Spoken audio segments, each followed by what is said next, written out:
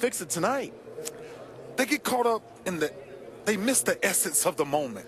The moment should never make you come out of who you really are, right? And that speaks, you have been on championship teams, you understanding what our locker room was back then. The leadership in those locker rooms made sure no matter how big the game was, you couldn't change on us. You had to be who you were every day. But when you start to come to these games and you start to get these lights and you've never really done it, then it becomes more of an eye game. It becomes like, look at me, like I can wear this to the game, and hey, I may have a big game. And you're getting the much more text than you get from a regular week, right? And so the game has now become bigger.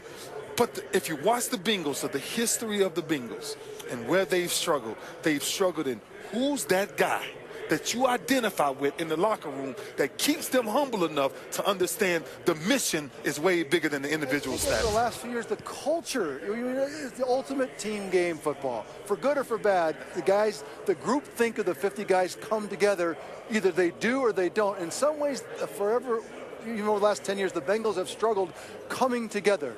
Kind of that group think, all for one, one for all kind of thing, where this primetime lights, it does seem like, I remember when Chad Johnson was wearing the Hall of Fame jacket. It's just this culture of the Bengals.